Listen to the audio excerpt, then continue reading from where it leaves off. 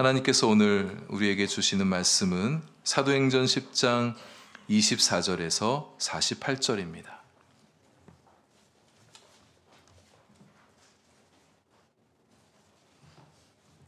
사도행전 10장 24절부터 48절의 말씀, 우리 이 중에 말씀 봉독은 34절부터 43절까지 하겠습니다. 34절부터 43절, 저와 여러분 한 절씩 교독합니다.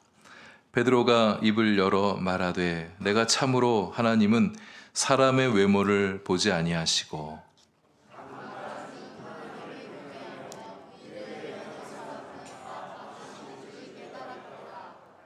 만유의 주 되신 예수 그리스도로 말미암아 화평의 복음을 전하사 이스라엘 자손들에게 보내신 말씀,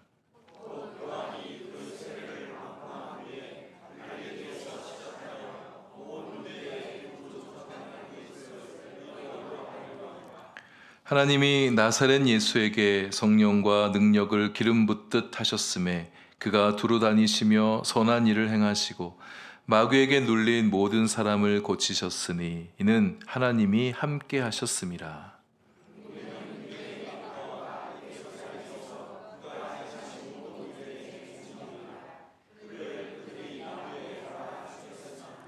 하나님이 사흘 만에 다시 살리사 나타내시되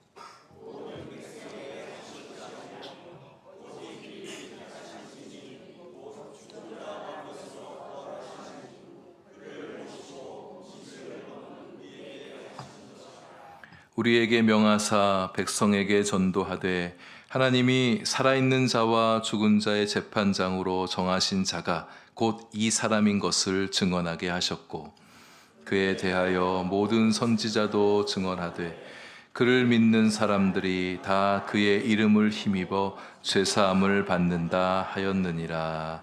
아멘. 기도하겠습니다. 하나님, 이제 말씀 시간입니다. 말씀 경청할 때에 새 은혜와 새 능력 우리 마음 안에 들어오게 하시고 주님을 향한 믿음과 사랑과 소망이 더 깊어지고 커지고 많아지는 저희들 되게 해 주옵소서. 예수님 이름으로 기도합니다. 아멘. 드디어 베드로와 고넬료가 만납니다. 유대인 베드로와 이방인 고넬료와의 역사적인 만남이 이제 이루어지게 됩니다. 이들의 만남은 정말 역사적인 만남이다. 이방인 선교의 포문을 열게 되어지는 교회 역사의 새로운 전환이 시작되어지는 아주 중요한 만남이었다. 이렇게 말할 수 있겠습니다.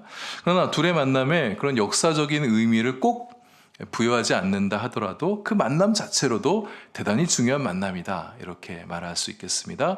한 사람의 인생 가운데 예수 복음을 듣게 되어지고 예수님을 영접하게 되어지는 그 놀라운 일, 참 복되고 중요한 사건이 아니겠습니까? 우리가 누군가에게 전도하게 되어질 때도 그가 예수님의 복음을 듣게 되고 예수님을 영접하게 되어진다면 나와 그 사람 사이에서는 아주 중요한 만남이 성사가 되어진 것입니다. 그분의 인생에 터닝 포인트가 일어나게 된 역사적인 사건인 거죠. 우리의 삶에 누군가 인생에 그렇게 놀라운 복된 전환을 가져다주는 그런 중요한 만남들이 여러분과 저의 인생 가운데도 많아지게 되길 바랍니다. 베드로가 도착했을 때 고넬료가 친척들과 가까운 친구들을 불러 모아놓고 기다리고 있었다 이렇게 얘기하는데요. 여기서 기다렸다는 것은 뭔가 바라는 일, 기대되어지는 어떤 것을 간절히 바라는 것을 묘사할 때 쓰는 단어입니다. 그러니까 고넬료가 베드로와의 만남을 간절히 고대했었다는 거예요. 그래서 오죽하면 친척들에게도 또 친구들에게도 베드로를 만나게 해주고 싶어서 다 불러다 모았습니다. 베드로를 통해서 좋은 이야기 들려주고 싶어서 하나님 이야기 들려주고 싶어서 친구들 친척들 다 불러 모은 거예요. 또 베드로를 극진히 생각하는 마음도 있는 것이죠. 귀한 분이 오시게 되어지니까 가급적 많은 사람들이 모여서 그를 환대해야겠다 이런 마음 가지고 친구들 다 와 이렇게 초대했던 거죠. 하나님께서 베드로를 불러오라고 말씀하셨는데 그를 통해서 무슨 일을 우리에게 보여주려 하신 걸까? 그를 통해 무슨 말씀을 들려주시려는 걸까? 이런 기대한 마음, 간절한 마음, 설레는 마음을 가지고 베드로를 기다리고 있었을 고넬료였을 것입니다. 간절한 기다림, 설레는 기다림, 이게 굉장히 중요합니다. 여러분, 우리도 주님을 향해서 이런 기다림이 있었으면 좋겠어요. 주님을 좀 간절히 기다리는 마음이, 설레임으로 기다리는 마음이, 주님 만나러 예배하러 오실 때, 말씀을 펴 묵상하게 되어질 때, 기도하기 위해 눈 감으게 되어질 때 주님을 만나고 싶은 간절한 마음, 설레는 기다림을 가지고 기도하고 예배하고 말씀을 읽는 우리가 될 수 있으면 좋겠습니다. 주님은 그런 기다림을 가진 자에게 가깝게 다가와 주시고 그분 손에 은총과 복을 들고 찾아와 주십니다. 베드로가 들어오자 고넬료가 그 발 앞에 엎드려 절을 하죠. 절을 했다고 하는데 우리가 우도들을 만날 때 예의를 갖춰서 인사하며 절하는 그런 걸 말하는 게 아닙니다. 여기 말한 절은 신적 존재를 향해서 인간이 경배할 때 쓰는 단어예요. 그러니까 베드로를 볼 때 어떤 하나님 수준으로 신적 존재로 여기면서 고넬료가 그렇게 엎드렸다는 거죠. 엎드려 절한 고넬료를 향해서 베드로가 했던 말을 통해서도 이 고넬료가 베드로를 어떻게 대했는지를 알게 해주죠. 이렇게 말하죠. 일어서라, 나도 사람이라. 이렇게 말하고 있습니다. 고넬료는 베드로가 하나님께서 보내신 사람이니까 그런 존경과 경배를 받기 합당했다, 그렇게 여기는 모양입니다. 그렇다고 엎드려까지 절하는 것은 이건 안 될 일이죠. 아무리 어떤 사람이 탁월하고 위대하고 존경을 받을 만한 분이라고 하더라도 그 앞에 하나님께 드릴 경배를 사람에게 돌려드린 것은 결코 잘하는 모습이 아니죠. 베드로가 그 모습을 보면서 아마도 황급히 놀라서 그를 붙잡고 일으켜 세웠을 것입니다. 하나님 어떤 사람이든 그 사람이 아무리 뛰어나고 아무리 탁월하다 할지라도 신처럼 섬기거나 경배하는 것을 철저히 금하셨기 때문이죠. 그가 어떤 큰 나라의 왕이라 할지라도, 제국의 황제라 할지라도 마찬가지입니다.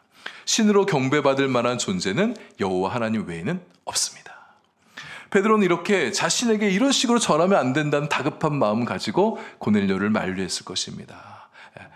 그 상황을 이렇게 은근히 즐기면서, 겉으로는 아닌 척하지만 속에서는 좋아하는 거예요. 아니, 나를 이렇게 대해주네. 수많은 사람들이 모여있고 또 막 환대해주고 있죠. 또 그 중에 그 집안의 대표격인 고넬료가 자기한테 절까지 하는 모습을 보면서 속으로 좋은 거예요. 겉으로는 이러시면 안 됩니다. 나도 사람인데 왜 이러십니까? 이렇게 만류하고 있지만 속에서 은근히 즐기고 있는 그런 모습, 베드로가 그렇게 했다고 볼 수는 없는 거죠.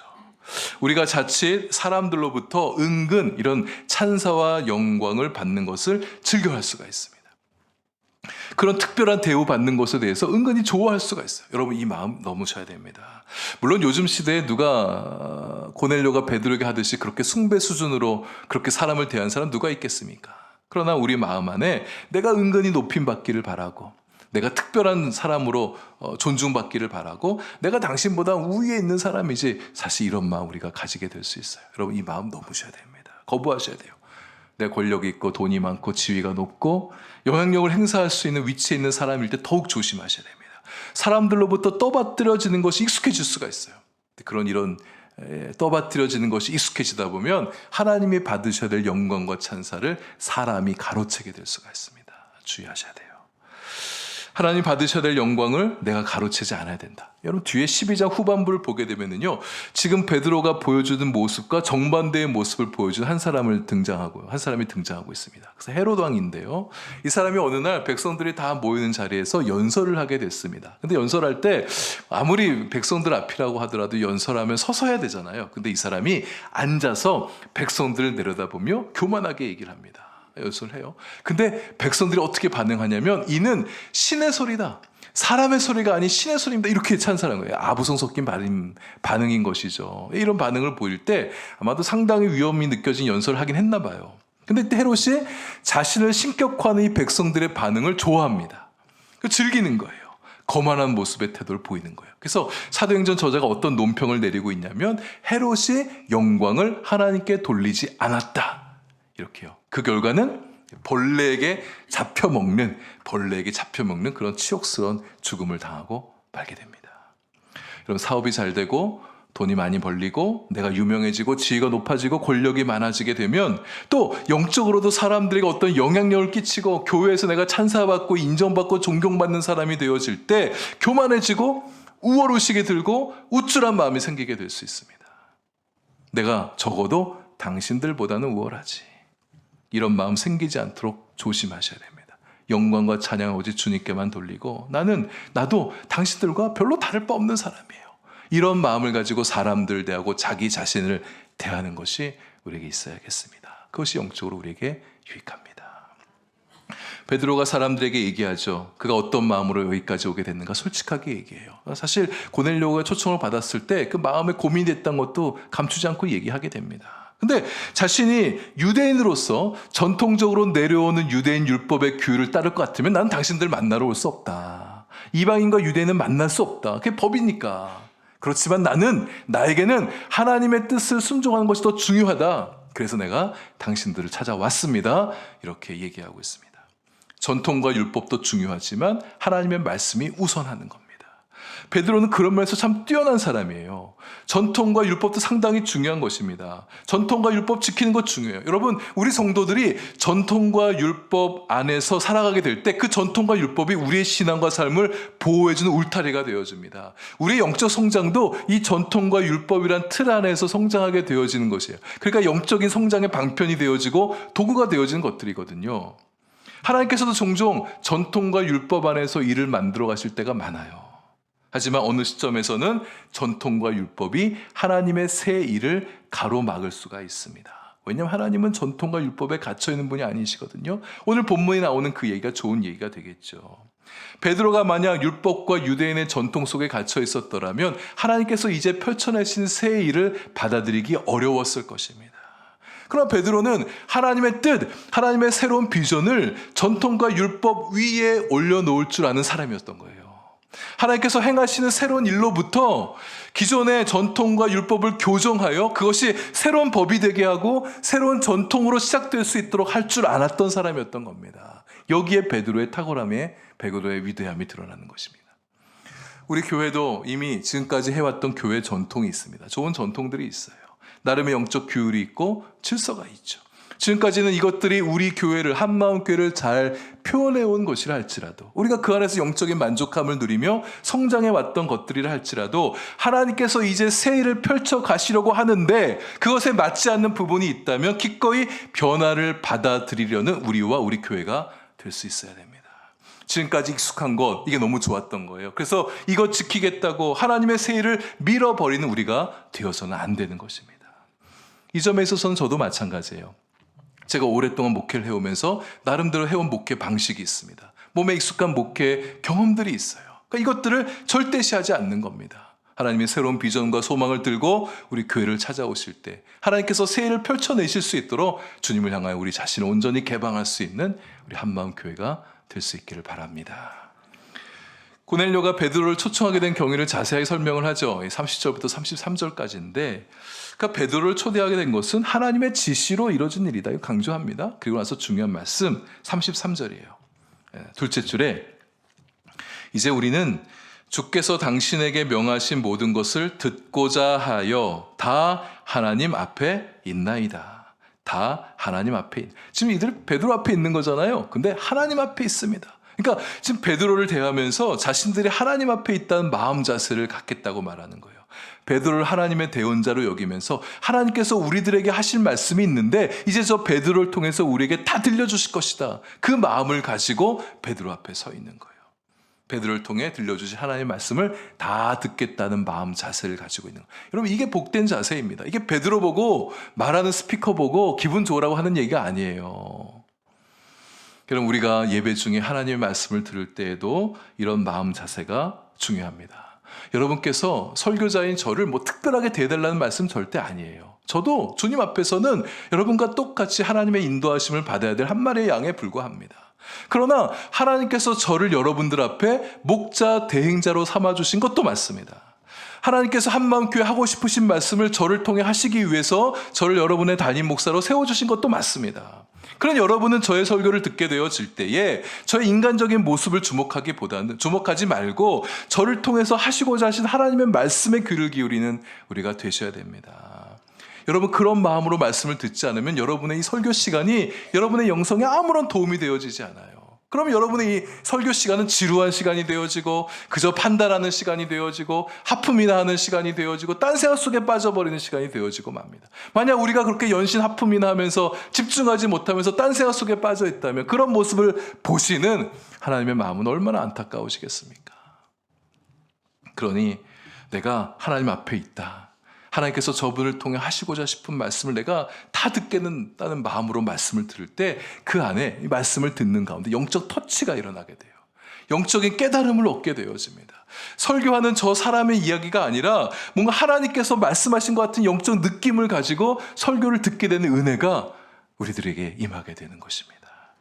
여러분 주변에 믿음이 좋고 영성이 깊은 사람들 한번 보세요. 말씀 시간에 담임 목사 설교뿐만 아니라 누가 설교를 하든지 간에 사람의 말이 아니라 하나님께서 나에게 주신 말씀이라고 그런 마음 자세 갖고 말씀을 듣는 분들이 다 믿음이 깊고 영성이 깊은 분들이에요.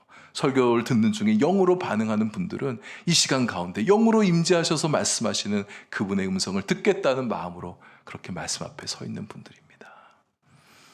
하나님 말씀을 대언하도록 저를 세우셨다고 저도 그렇게 믿고 있기 때문에 저는 설교 준비에 정성을 많이 쏟습니다.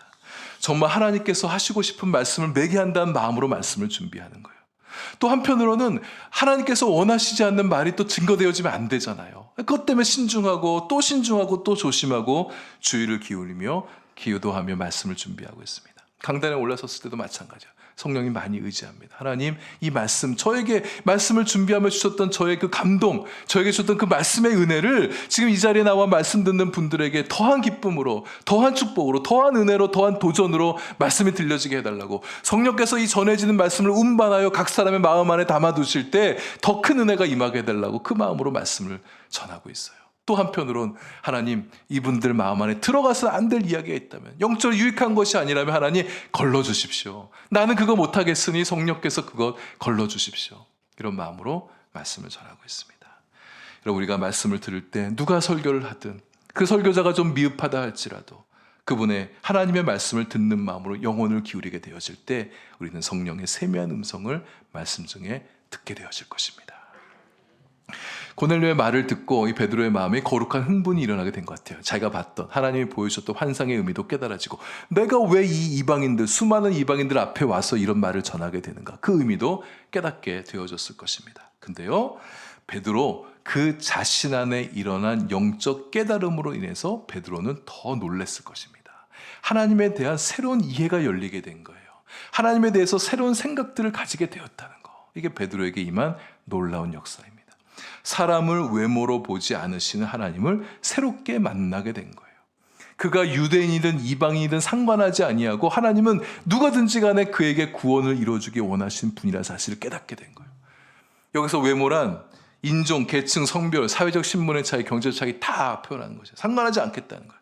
35절에 말씀하죠. 하나님을 경외하는 사람이라면, 의로운 사람이면 하나님께서 다 받으신다고, 그들에게 다 구원의 길을 열어주신 하나님이라는 사실을 베드로가 깨닫게 된 것입니다. 이런 생각의 변화는, 이런 사고의 확장은 지난주에도 말씀드렸던 지동설을 주장했던 코페르니쿠스급의 영적 각성이라고 말할 수 있겠습니다. 외모로 사람을 보지 않으시는 하나님이라는 사실을 깨닫게 되면 베드로 안에 오래 가지고 있던 익숙했던 사고, 꼭 유대 중심의 선민주의 사상에서 깨져나갈 수가 있는, 벗어날 수가 있는 거예요. 이방인을 바라볼 때도 저주받은 백성들이 아니라 하나님께서 구원하기 원하시는 사람들로 보게 되는 거예요. 이방인 선교를 위해서 질주하는 사도 바울을 볼 때도 시기하지 아니하고, 12사도의 그룹, 12제자 그룹에 있지도 않았던 사람이 자신이 사도로 부름받았다고 막 선교하고 다니고 있는 그 모습을 보면서 못마땅해 여기지 않는 게 아니라 그의 선교를 더욱더 지지하는 사람으로 바뀌게 되는 거예요. 외모로 사람을 보지 않는 하나님을 보게 되어지면 부자를 바라보는 우리의 시각도 달라집니다. 부자들 떵떵거리며 살아가면서 밉상짓도 많이 하잖아요. 갑질도 하잖아요. 그 모습 보면서 막 미워 죽겠고 화나고 기분 나쁜 게 아니라 그 안에 예수 생명이 없다는 것을 알게 되면 그들이 불쌍해 보이는 거예요. 가난한 사람, 소외된 사람을 볼 때도 지극히 작은 자에게 한 것이 곧 내게 한 것이다. 이 주님의 말씀을 떠올리면서 하찮게 보지 않고 무시하지 않고 그들을 존귀히 여기면서 사랑과 친절과 섬김의 모습으로 대하게 되는 거죠. 우리에게 하나님에 대한 시각이 새롭게 열리고 하나님에 대한 생각이 많이 확장되어질 수 있길 바랍니다. 하나님에 대한 생각이, 좁은 생각을 가지고 있으면, 하나님에 대한 시각이 협소하면 자기 자신을 바라보는 시각도 좁아요. 교회를 바라보는 시각도, 기독교를 바라보는 관점도, 세상과 사물과 사람들을 대하는 것도 굉장히 협소하게 바라보게 되어집니다. 어렸을 때 주일학교 때 배웠던 그 하나님 이미지를 지금까지 갖고 계신 분들이 계세요. 이렇게 성인이 되어서도 어렸을 때 배웠던 그 하나님의 모습이 전부인 줄 알고, 우리 하나님이 얼마나 다채로운 분이신데, 얼마나 다양한 면모를 갖고 계신 분이신데, 그때 배웠던 그게 다 하나님이에요. 그 시각으로 하나님을 바라보고 있어요. 깨지시길 바랍니다. 깨지고 확장되셔야 돼요. 그래서 하나님의 생각이 좀 넓어지시고 하나님의 사유가 좀 확장되어지는 우리 성도님들 되실 수 있길 바랍니다. 그래야 신앙이 커지게 됩니다. 내가 생각하는 하나님의 크기만큼이 곧 내 신앙이에요. 하나님의 생각의 확장만큼 세상을 바라보는 눈도, 사람들을 바라보는 시야도, 자기 자신을 바라보는 눈도 커지게 될 것입니다. 설교를 듣고 성경 말씀을 읽어가다 보면 충돌되어지는 지점을 만날 때가 있습니다. 내가 그동안 쌓아왔던 생각들, 경험들, 내가 가지고 있는 프레임이 있단 말이에요. 그것을 보게 될 때 이게 부딪히는 부분들을 만나게 될 수 있어요. 그럴 때 여러분, 튕겨내지 마시고 거부하지 마시고 마음을 열고 하나님께서 나에게 좀 새롭게 주시는 말씀을 좀 받아들이는 그런 마음이 있었으면 좋겠어요. 하나님을 새롭게 만나고 싶은 마음을 가지고 그 말씀을 받아들이는 겁니다. 튕겨내고 거부하고 모르겠다고 자꾸 그냥 지나치다 보니까 우리의 신앙이 자라오지를 못하는 겁니다. 말씀 읽어가실 때 하나님을 크게 만나고 싶다고 갈망하시고 기도하십시오. 크신 하나님께서 큰 말씀을 들고 여러분에게 찾아와 주실 거예요. 하나님을 깊이 만나고 싶은 열망을 가지고 기도하며 말씀 안에 들어가십시오. 깊으신 하나님을 만나게 되어질 것입니다. 하나님을 넓게 만나고 싶다고, 그 넓은 하나님을 만나게 되어질 때 여러분의 마음도 넓어지고 여러분의 삶의 스케일도 커지고 여러분의 삶의 지경도 더욱 확장되어지게 될 것입니다. 34절부터는 베드로의 설교예요. 43절까지 이어지죠. 베드로가 고넬료에게 뭘 말해주고 싶었을까? 핵심은 예수 그리스도이십니다. 베드로는 예수님을 전하고 싶어 했어요. 늘 그래왔었죠. 예수님에 대해서 하나님이 그를 고넬료에게 보내신 이유도 이것 때문이라는 거 분명히 알고 있었던 베드로입니다. 하나님을 알고 하나님을 경외하는 고넬료였지만 아직 예수 그리스도를 알지 못한단 말이에요. 그래서 예수 그리스도를 만나서 온전한 구원이 임하게끔 하고 싶어서 예수님을 쫙 얘기하죠. 예수님 누구이신지, 어떤 분이신지, 어떤 일을 행하셨는지, 특별히 예수님께서 죽은 자 가운데서 다시 살아나셨다. 대단히 중요한 신앙의, 기독교 신앙의 복음 핵심이잖아요. 그 이름의 능력을 힘입어 죄사함을 받았다. 이것 힘주어서 설교하고 있는 베드로입니다. 여러분, 전도는 예수님을 전하는 겁니다. 전도는 예수님을 전하는 거예요.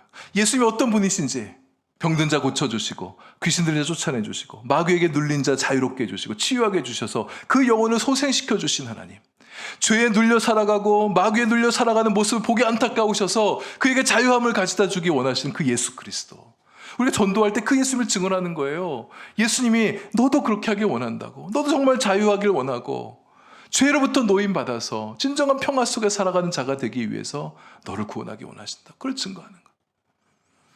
또 여러분이 만난 예수님을 증거하십시오. 여러분이 알고 있는 예수님, 여러분이 사랑하고 여러분이 좋아하는 예수님을 전하는 거, 그게 전도죠. 전도하자 그러면 옛날에 좀 그런 식이 좀 잘 통했던 때가 있긴 했었는데, 교회 얘기하고 우리 교회 좋은 교회라고, 우리 교회 목사님 참 좋다고 이렇게 말하면서 전도하고 전도를 다 끝냈다고 여긴 사람들이 아직도 많이 있어요. 이 시대가 바뀌었습니다. 여러분, 교회 얘기한다고 사람들 감동하지 않아요. 요즘 교회 사회적인 신인도가 얼마나 떨어졌습니까? 교회 좋다고 얘기해도 먹히질 않아요. 목사님 좋다고 얘기해도 시큰둥합니다. 왜냐하면 사회적으로 목사들이 얼마나 부끄러운 짓을 요즘 많이 하고 있어요. 목사님 좋다고 얘기해봐야 별로 감동을 주지 않아요. 여러분, 우리 전도하실 때 우리 한마음교회가 좋은 교회지만, 맞는 일이지만 교회 좋다고 얘기하기보다는 우리 목사님이 좋다고 얘기하시는 거 틀린 말은 아닌 것 같아요. 그렇더라도 그 별로 이제 감동을 안 줘요. 예수님 얘기하셔야 됩니다. 예수님이 얼마나 좋으신 분이신지 예수님 얘기를 들려주십시오. 근데 잘 못하는 이유는요, 예수님이 뭘 얘기할지 모르겠다, 연습이 안 돼 있어서 그렇습니다. 여러분, 연습하세요. 내가 누군가 예수님 얘기할 때 1분, 3분, 5분 정도 어떻게 예수님에 대해서 얘기할까 좀 준비해 보시면 자신감도 생겨서 할 수 있게 되어집니다. 여러분, 사람들 만나서 가십거리 가지고 30분, 1시간은 막 잘 떠들면서 왜 여러분 좋아하고 사랑하는 예수님에 대해서 5분도 얘기 못 하십니까? 왜 3분도 얘기 못 해요? 1분도 얘기 못 해요? 준비하세요. 이번 주에 제자훈련 숙제에 예수님에 대해서 얘기하기 숙제를 냈거든요. 여기 제자훈련 받으신 분들은 어떻게들 하시는지 제가 궁금합니다. 기다리고 있겠습니다. 꼭 예수님 얘기해 보시는 거. 시장 전도할 때도 길게 얘기는 물론 상황적으로 어렵죠. 그래도 잠깐 시간 내달라고, 예수님 아십니까? 들어보셨습니까? 전도지에 있는 이야기 한번 쭉 좀 읽어준다든지. 그래서 좀 저 사람은 왜 저렇게 더운데 추운데 나와서 이렇게 열심히 하나? 예수님이 남게 하는 거예요. 저 사람이 예수님에 대한 마음이 좀 마음속에 좀 울림을 줄 수 있도록, 그런 마음이 여러분 그들의 마음 안에 균열을 만들기 시작합니다. 자꾸 얘기 듣다 보면 예수님에 대해서 열린 마음이 되어지게 되죠. 베드로 설교에서도 드러나지만 베드로뿐만 아니라 바울도 그랬어요. 예수님 이야기가 중심입니다. 예수님 이야기 중에서도 핵심은 십자가와 부활이에요. 예수님께서 십자가에서 죽으셨지만 하나님께서 그를 다시 사흘 만에 살리셨다고. 그분의 죽으심이 우리의 죄를 사해 주신 죽으심이었다고.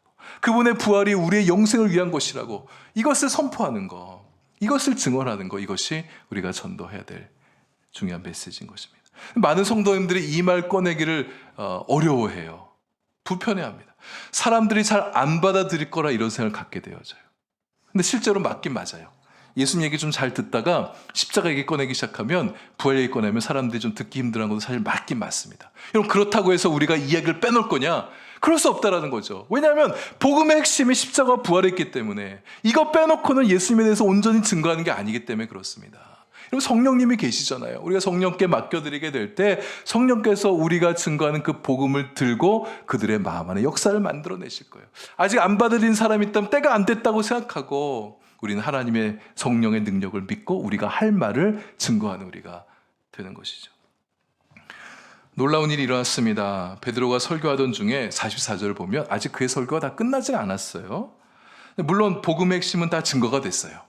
만약 여기서 베드로가 설교를 또 이어가게 되면 구약 성경 얘기를 좀 한다든지, 예수님의 재림을 이야기한다든지, 이제 남은 권면과 콜링과 도전이 남았죠. 주 예수를 믿으십시오. 그러면 너와 내 집이 구원을 받습니다. 이런 식의 이제 콜링만이 남아 있었을 것 같은데, 이제 그렇게 복음의 핵심은 다 증거되고 나자 이제 곧 성령께서 임하셨다, 이렇게 말씀하고 있습니다. 이때 성령의 역사는 베드로가 오순절 성령 강림 때 봤던 그 능력의 역사를 그대로 보게 된 거예요. 방언이 터졌습니다. 거기서 모이는 사람의 방언하려 누가 생각이나 있겠어요. 하나님을 찬양하는 말을 듣게 된 것입니다. 그 모습을 본 베드로도, 요바에서부터 같이 따라왔던 형제들도 다 놀라게 되어지죠. 47절에 베드로가 말합니다. 이 사람들이 우리와 같이 성령을 받았으니.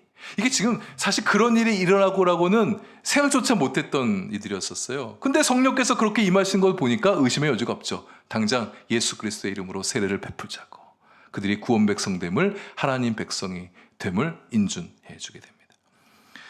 44절에 성령이 말씀 듣는 모든 사람에게 내려오셨다. 우리에게도 좀 이런 일이 일어나면 좋겠어요. 우리 한마음 교회가 이런 교회가 되면 좋겠습니다. 지인을 따라서 믿지 않는 자들이 참석했는데 안 믿는 사람이에요. 몰라요. 근데 말씀을 듣는 가운데, 예배 드리는 가운데 뭔가 밀려쓰는 감동이 마음속에 일어나는 겁니다. 막 눈물도 막 나는 거예요. 그리고 여기 나와서 예배한 사람들 보면서 나도 저들처럼 예수님 믿고 싶은 마음이 막 일어나게 되는 겁니다. 말씀에 믿어지게 되고 말씀에 들리게 되어지고. 고넬료의 친척과 친구들 중에도 반신반의한 사람도 있지 않았겠어요? 근데 그런 사람조차 성령께서 터치하시니까 예수님 믿게 되어지고 영접하게 되어지고 성령님의 임재를 경험하게 되는 역사가 일어났잖아요. 우리 교회 예배 현장에도 말씀을 듣는 가운데도 그런 일이 일어나게 되기를 소망합니다. 안 믿는 사람만 그렇습니까? 우리 믿고 세례받은 사람도 마찬가지죠. 우리가 어느새 그냥 이 종교 생활처럼 이 패턴에 익숙해져가지고 그냥 주일이 되면 그냥 교회 나오곤 있지만 마음에 별로 기대감도 없이, 설레는 마음도 없이 주님 앞에 나와서 그냥 좋은 말씀, 내 귀에 들려오는 말씀 있으면 은혜 받은 거고, 내 귀에 잘 들려오지 않으면 그냥 밋밋하게 하루 지나가는 그런 예배. 이런 예배 이제 우리가 드리면 안 되잖아요. 성령께서 임하셔서 우리 모든 성도들의 마음 안에 성령의 강력한 터치가 일어나게 되고, 좀 마음이 깨지고 깎아지고 좀 마음이 좀 달라지게 된 역사가, 좀 성령의 터치가 우리 예배 가운데 또 말씀을 듣는 가운데 일어나게 되기를 바랍니다. 내가 예수님의 제자인데 이렇게 살면 안 되지, 이런 마음의 결심도 좀 일어나게 되고. 여러분, 성령 강림은 기도 중에도 많이 일어나게 돼요. 여러분, 기도하실 때 성령의 은사가 임하고 성령의 능력이 임하고 성령의 충만의 역사가 일어나게 되길 소망합니다. 그리고 은사도, 우리가 성령께서 우리를 보시면서 기도하는 중에 은사를 부어주시기도 하세요. 딱 주님께서 보셔서 각 사람의 필요를 따라서, 또 교회의 필요를 따라서 은사를 부어주기도 하는데, 여러분, 우리가 은사를 바랄 때도 하나님께서 은사를 주시기도 합니다. 여러분, 사모하십시오. 하나님, 나도 저 권사님처럼 방언의 은사를 갖고 싶습니다. 나도 주님의 교회와 주님의 나라를 위해서 쓰임받고 싶으니 내게 은사를 주십시오. 이런 마음, 주님을 위하겠다는 마음을 가지고 은사를 구하는데 하나님께서 뭐 아끼실 게 뭐가 있겠어요? 하나님께서 우리 한마음교회 성도들에게 다양한 은사도 주셔서 우리 교회가 풍성한 은사로 하나님과 하나님의 나라와 교회를 섬기게 되는 우리 교회가 될 수 있기를 바랍니다. 이 말씀까지 드리고 말씀 마무리하죠. 고넬료와 그의 가족들, 친척들, 친구들 다 성령 강림 받고 세례도 받았어요. 이제 그들은 예수님 안에 들어왔습니다. 성령 안에 구원 백성이 되었어요. 예수 이름 안에 거하는 백성들이 됐습니다. 이제 그들의 존재와 영혼은 새로워졌죠. 이제 그들의 인생은 예수님 안에서 새롭게 출발하게 됐습니다. 참 놀랍고 기쁘고 복된 인생이 시작된 거예요. 예수 믿으면, 세례 받으면, 성령의 충만함 받으면 그런 인생을 살아가게 되는 겁니다. 근데 나도 예수 그리스도 안에 있고, 나도 예수 그리스도의 이름으로 세례를 받았고, 나도 성령의 강림의 은사도 받기도 했었는데 왜 나는 새로운 인생을 살아가고 있는 것 같지 않은가? 예수님 안에 있는 자들은 날마다 새로운 은총의 빛, 풍성한 축복의 빛 가운데 살아가는 건데 나는 그 빛이 잘 느껴지지 않는다. 그럼 왜 이럴까요? 무슨 이유일까요? 그는 자신이 예수 안에 있다는 사실을 종종 잊어버린 채 살아가고 예수 이름의 그 능력, 예수 이름의 그 생명, 예수 이름의 그 빛을 발견하지 못했고 예수 이름과 함께 살아가면서 그 이름을 누리며 경험하며 살아가고 있지 못하기 때문입니다. 주 앞에 나오고는 있지만 예수 이름과 만나지 못한 거예요. 이런 분들에게 권면합니다. 예수님 다시 찾으십시오. 예수님 다시 만나시길 바랍니다. 예수 복음 다시 들으시길 바랍니다. 여러분의 성경 다시 펼쳐서 예수님께서 나에게 무슨 말씀을 들려주기 원하시는지, 내가 어떤 사람이 되길 바라시는지, 어떻게 나를 사랑하시는지 다시 한번 말씀 속에서 예수 복음을 만나시게 되길 바랍니다. 예배와 말씀과 기도가 다시 새로워지시길 바랍니다. 그래서 예수 이름 안에 있는 그 새로움과 그 풍요로움과 그 경이로움을 다시 발견하게 되어지고 다시 누릴 수 있는 여러분 되기를 바랍니다. 성령의 충만함을 입으십시오. 예수의 영이신 성령이 여러분 안에 충만하여서 예수로 충만한 여러분 되기를, 여러분의 존재와 여러분의 영성과 여러분의 신앙과 여러분의 삶 속에 예수로 가득한 인생이 되어서 예수 이름의 그 풍요로움, 예수 이름의 그 새로움, 예수 이름의 그 경이로움을 누리며 살아가는 우리 한마음교회 성도님들 다 되시기를 소망합니다.